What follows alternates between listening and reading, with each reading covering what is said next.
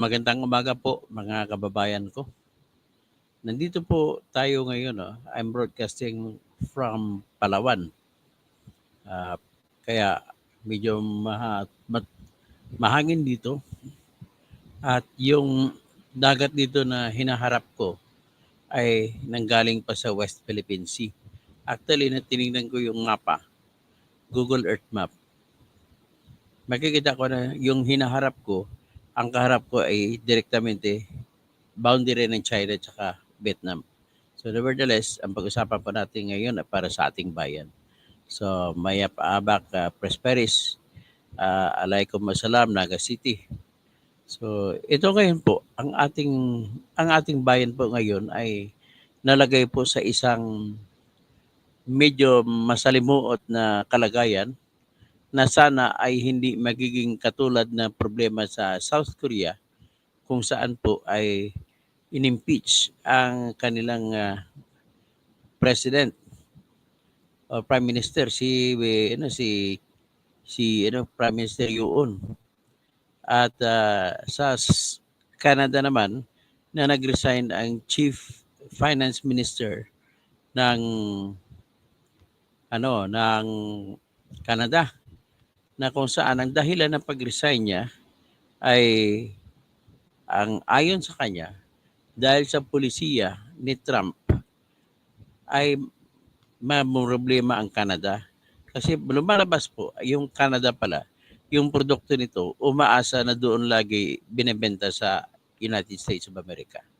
So ngayon, dahil sa itinaas ni President Trump, ang buwis o taripa, tawag dyan taripa, pero pinakamaintindihan ng tao buwis, yung buwis sa mga in-import o binebenta papunta sa USA, galing sa Canada, ay tumaas yung buwis. So kung tumaas ang buwis, ang nakikita ng Chief Finance Minister ng Canada ay madedelikado ang ekonomiya ng Canada. Kaya nag-resign siya. At ang ayon sa kanyang termino, number one niya na rason ay may kulang ang tiwala sa kanya ni Justin Trudeau. Number two na kanyang sinabi ay out of control na, spiraling out of control yung inflation. Ibig sabihin ng inflation po, yung pagtaas ng mga pangunahing bilihin sa particular sa maigsing panahon. Usually mga isang buwan. So may iba pa siyang problema na yung produkto ng Canada ay hindi ganoon karami ang maibebenta dahil po sa may kalaban na tinaasan yung buwis pagpapasok sa border ng Canada at saka US. So, yan ang problema sa Canada. Ngayon, tayo sa Pilipinas, takot ba tayo? Takot po tayo. Ako mismo, takot ako na mapupunta tayo sa ganong problema. Pero, parang hindi naman ang problema ang ating mga opisyal. BBM parang walang problema. Si Romualdez parang walang problema. Si Martin Romualdez. Si Grace po parang walang problema. Si Chis Escudero parang walang problema.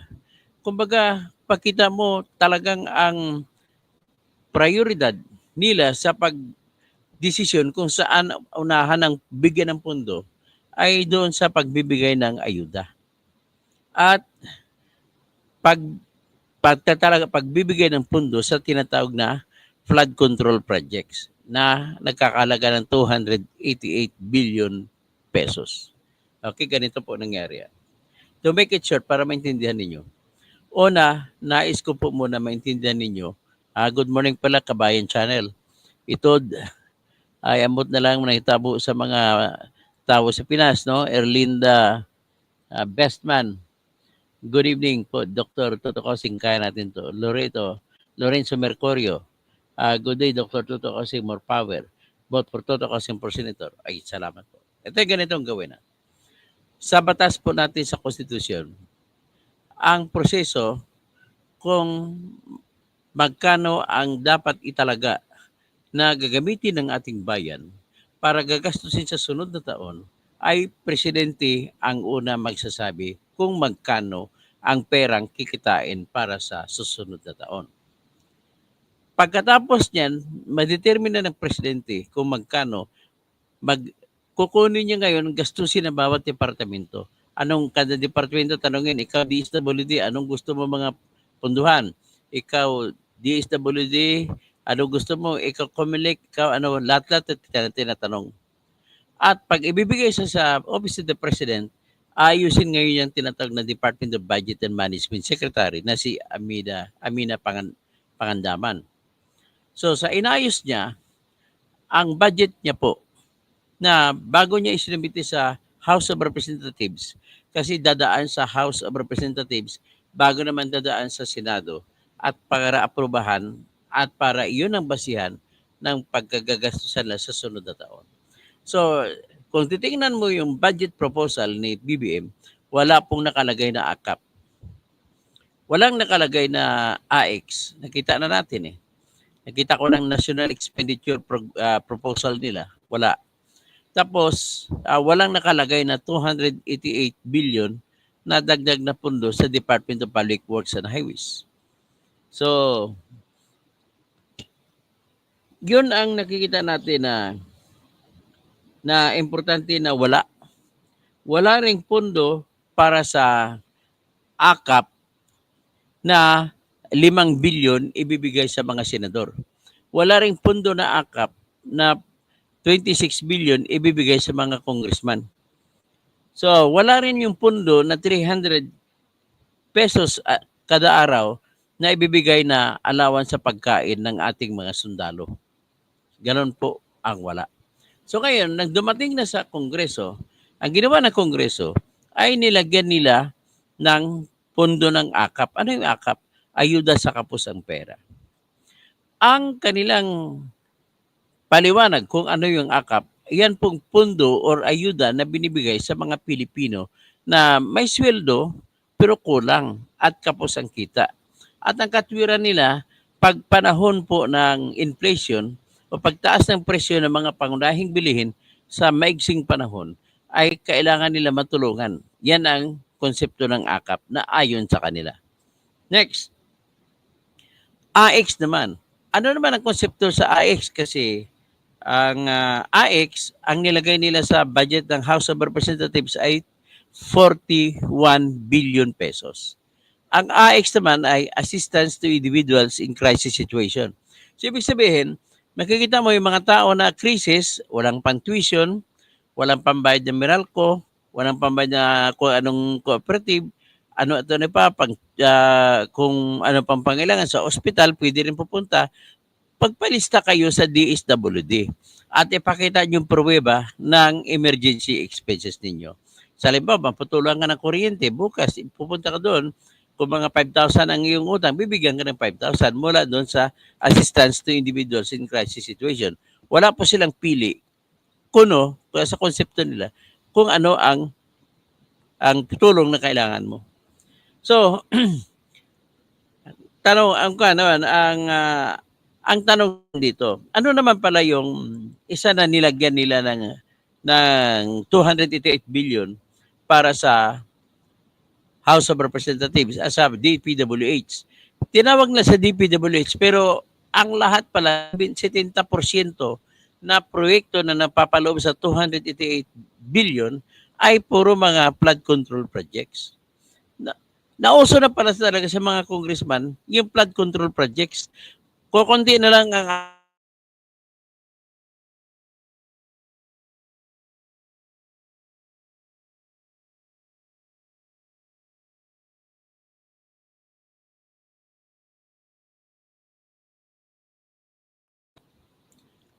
ang ginagawa po nila sa proyekto sa flood control projects, kausap nila na kontraktor, bibigay na kagad ng pera halos lahat.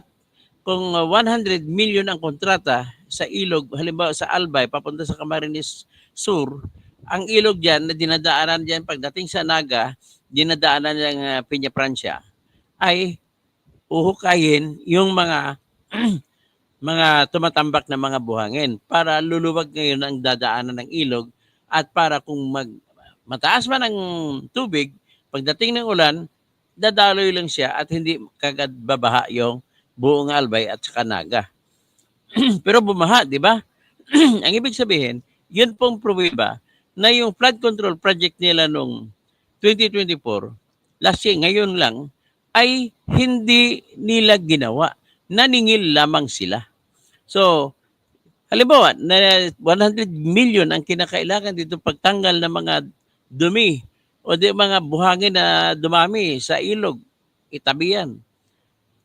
Ang ginagawa lang namin nila po ay nagpa-picture lamang po yung bakho na nagtatanggal ng mga buhangin.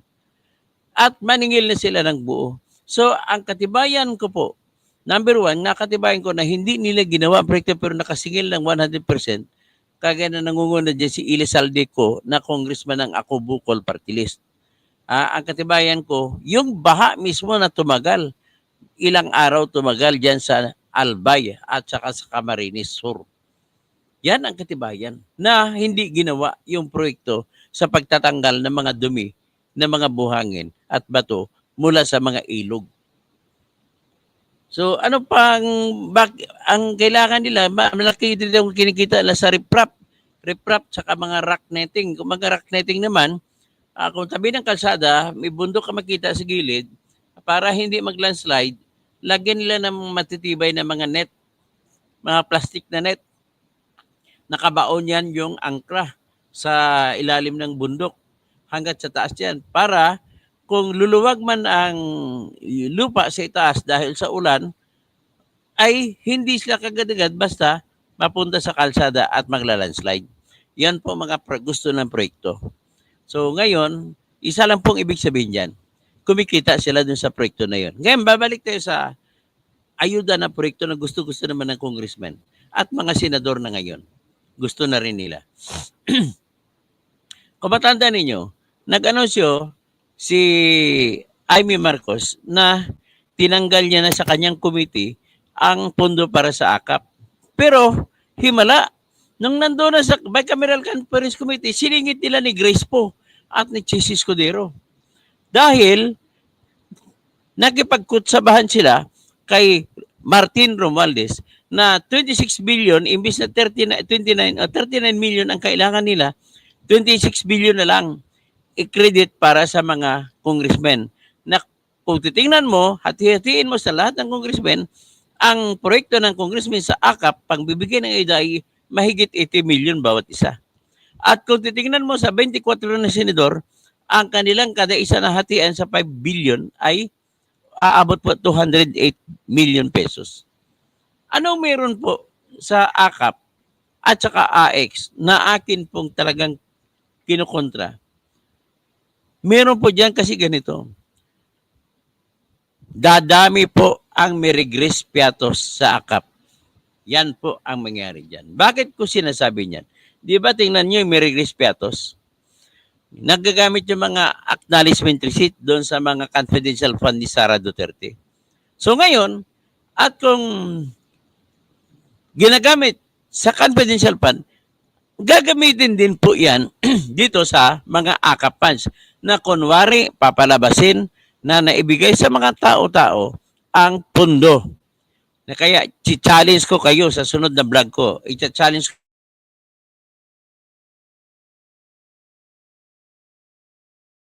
ka-AX. So, yan po ang kinatakutan ko. At bakit ko nasabi na ganun gagawin? Dadami po, dadanak ang dugo ni Mary Grace Piatos. Sigurado po ako dyan. Kasi ganun po ang kalakaran.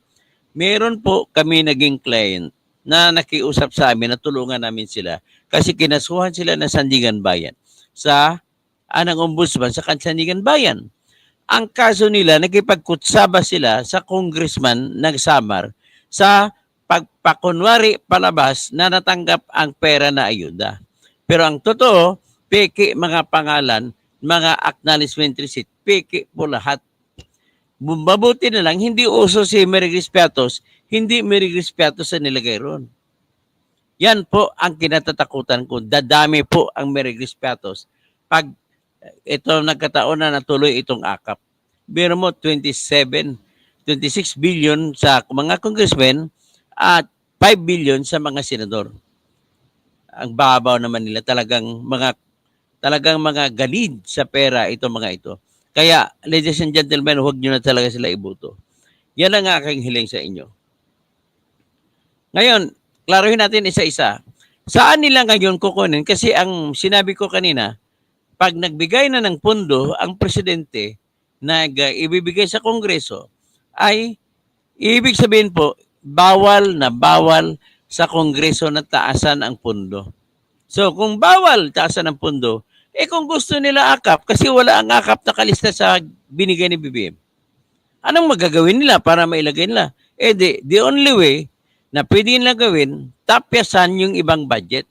Kaya tinapyasan nila ang PhilHealth kinuna ng 74.3 billion. 74.4 billion. So kung wala na, 74 billion meron na sila. Ang problema, yung AKAP at AX na nilagay nila ay 41 billion sa AX at 39 billion sa AKAP. So kailangan lang 80 bilyones.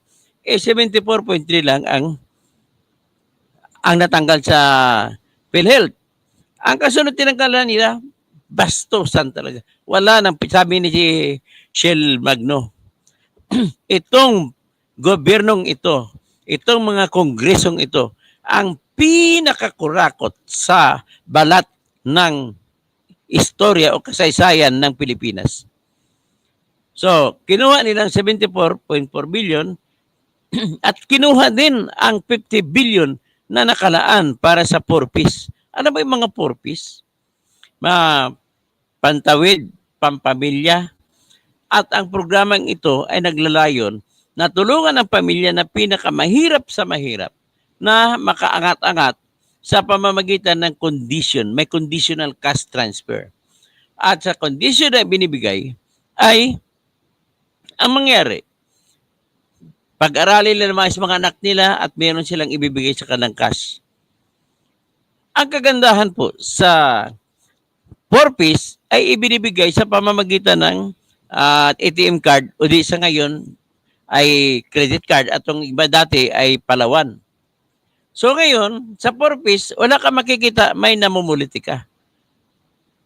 Kasi ang sistema, direct, kung hindi GCash, Paymaya, wallet, kung ano man wallet, ay Palawan Express o di kaya yung ATM card.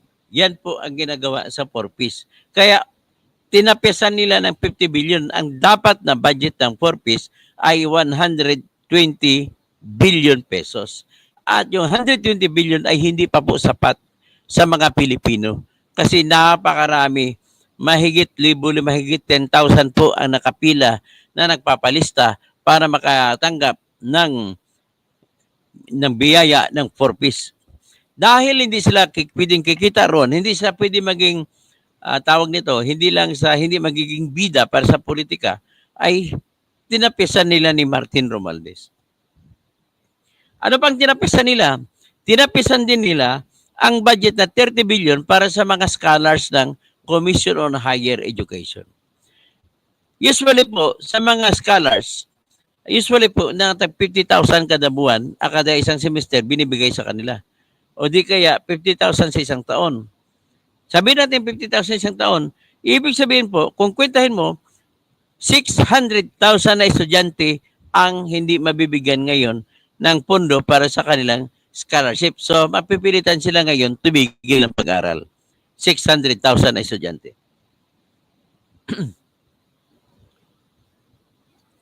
At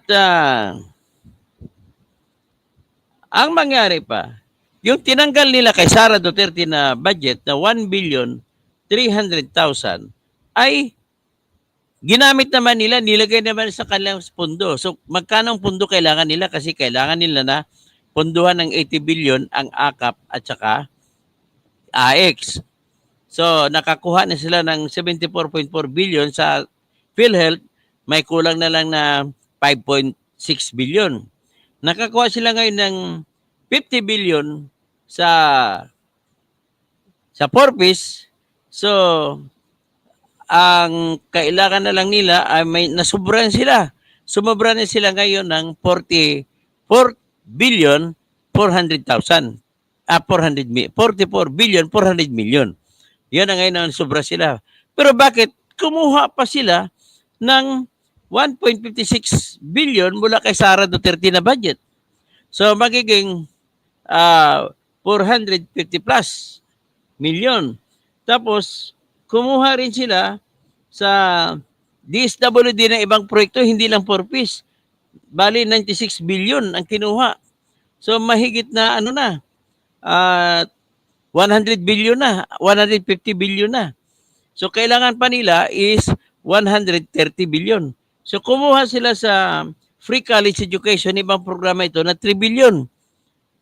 At kumuha rin sila sa DepEd ng 12 billion. At kumuha sa Department of Transportation ng 16.7 billion. At doon po nila ipinundo sa DPWH na tinatawag na pork barrel. Pero karamihan ng programa ay tinatawag na flood control projects. So ngayon, ladies and gentlemen, diyan na kayo makakita ngayon na napakaraming proyekto at dadayain lamang po ang bidding at maraming kikita na naman sila. Ganon po ang paikot-ikot na buhay ng Pilipino, lagi na lang pong malas. Kaya mag-shoutout na lang ako sa ating mga si Agustin Mondragon, unconstitutional budget road ng mga mamaya pagtapos ko mag-shoutout, isabihin ko sa inyo kung anong labag sa konstitusyon na ginawa nila. Jupiter Pluto, Maray na Banggi, Idol Toto, tapos J. Geriarte, pati budget pinanod sa baha. Tama, pinaanod sa baha, mga budget. Tapos si Virginio Bunaw, good morning, Dr. Attorney Engineer Toto. Mga politiko natin ay walang konsensya. Ganon talaga. Yan ang tama. Kita mo, akala mo mabait Angel si Grispo, saka sila si Jesus Cudero. Sila pa numero 1 ng tanggal ng budget ng PhilHealth. Virgilio Bunaw, tapos si Gigeriarte, akap para sa mga kurap. Ay tama no, hindi pala akap para sa mga mahirap, kundi akap para sa mga kurap. Si Agustin Mondragon, pinaghati-hatian na nila ang pera ng taong bayan. Grabe ang kalidad ng mga politiko sa atin. Domingo Balimento, ayuda gagawin pambili ng bato ng mga buhaya sa Kongreso o nagsasabaw mga yan eh. Sunod si Senate Disner, Manong Ribbon Channel, Naimbag Malim, Sir Toto. Okay, Rabiim. Dison Nakpil. Good morning. Agustin Mondragon ulit. Ay, Agustin, hindi ko mabasa yung pinadala mong yung titulo. Lorenzo Mercurio, good day, Dr. Toto Kausing, more power. Sino pa? Itod, Kabayan Channel. Si Marie Johnson, good morning po sa lahat. Wala nang katapusan ng pangungurakot. Regine Ford, magandang gabi po. Attorney Kausing, magandang gabi. Regine Ford. Raul Cagbay, Ana May, hello, Attorney, sir. Ngayon, yan lamang po ang aking sunod. Ngayon sasabihin ko, ano pong batas sa konstitusyon ang nilabag? Number 1 po na nilabag.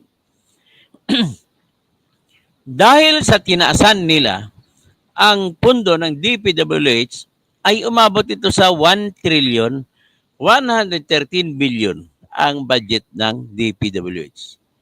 Ano naman ang budget, ang kabuuan sa sektor ng edukasyon? Pag sinabi mo sektor ng edukasyon, Department of Education, CHED, TESDA, at iba pang proyekto na may kinalaman sa edukasyon at mga budget para sa state universities and colleges.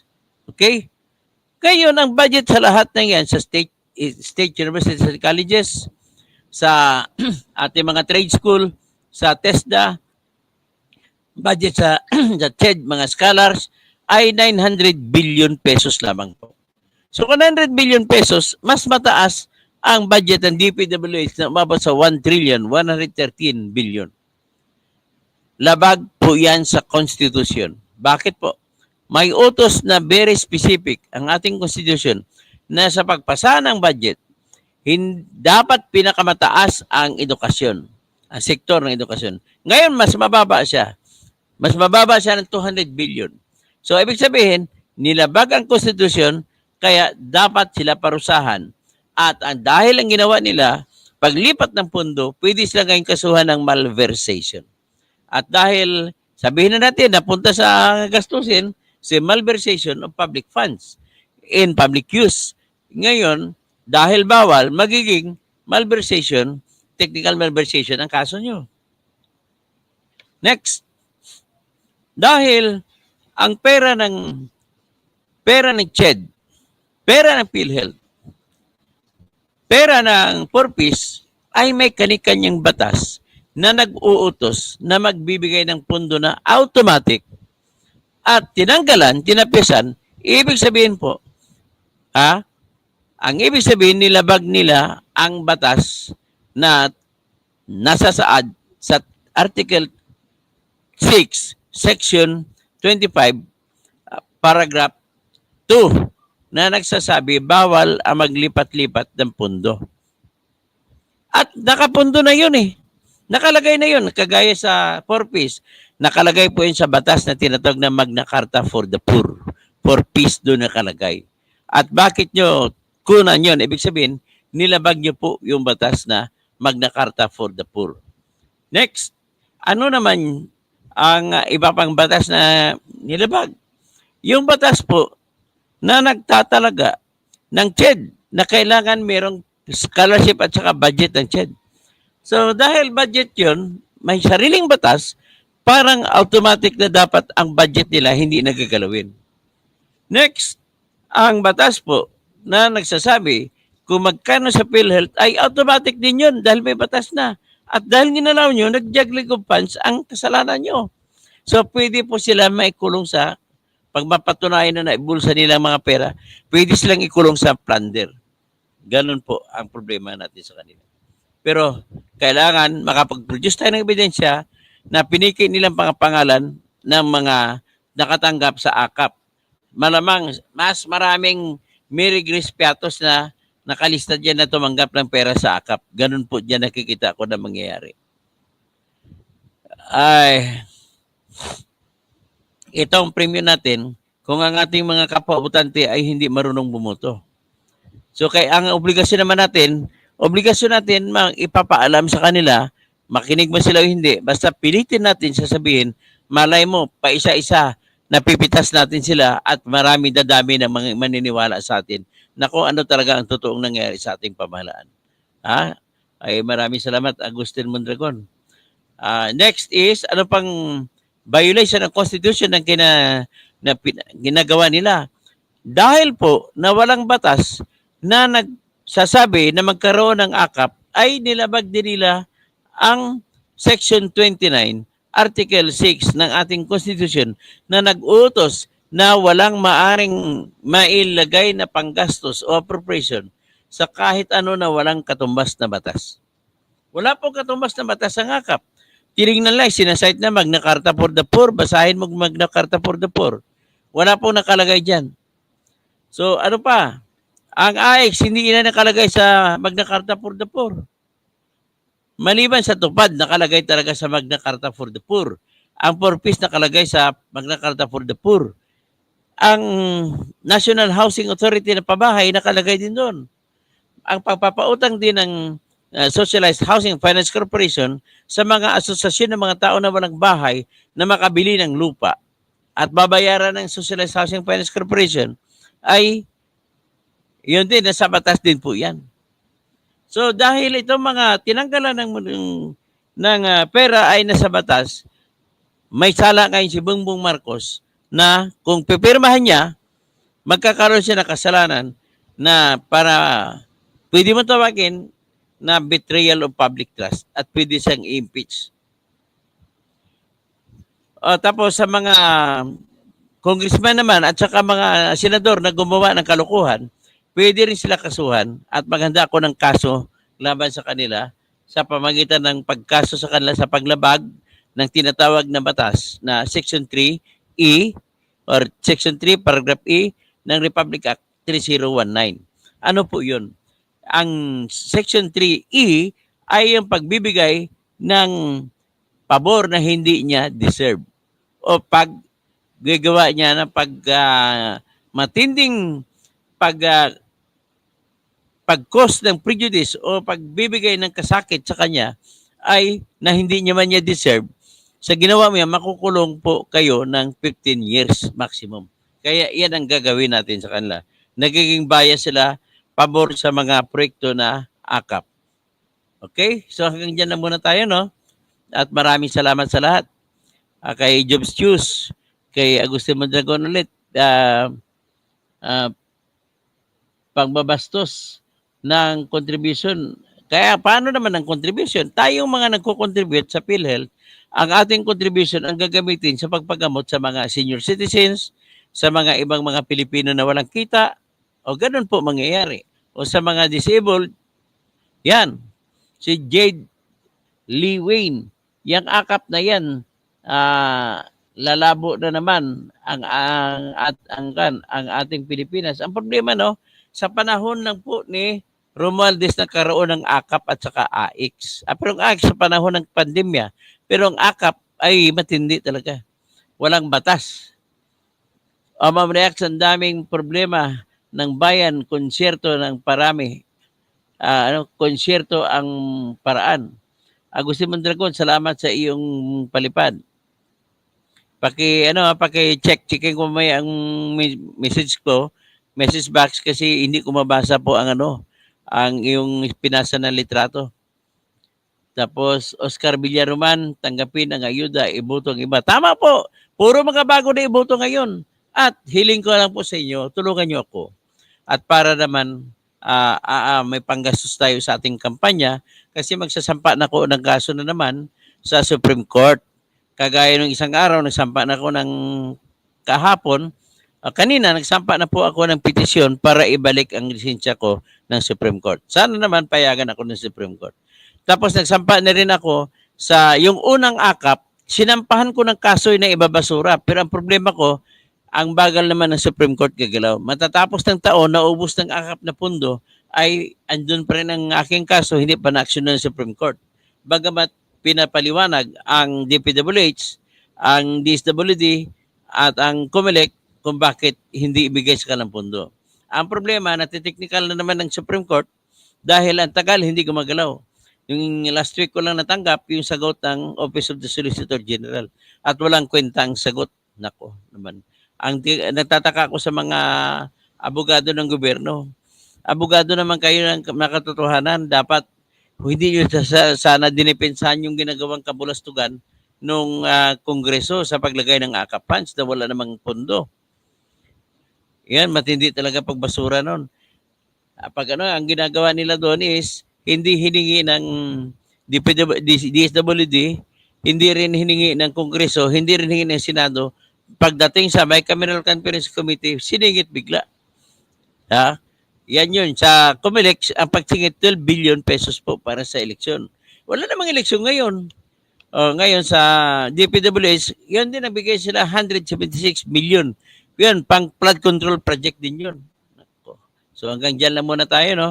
Kabayan, Channel, Ma'am Reacts, J.D. Lewin, yung akap na yan, lalabo. Sabi niya, Kabayan Channel, Agustin, Jobs Hughes, si Agustin Mondragon, J. Gariarte.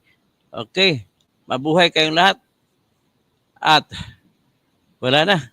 Magandang umaga na lang sa lahat. Matutulog na po tayo. Ako'y naantakot din sa aking health kasi senior citizen na ako. At andito po ako ngayon sa Palawan. At malinis ang hangin po rito ngayon. Magandang umaga na sa lahat. Kaharap ko po ang China.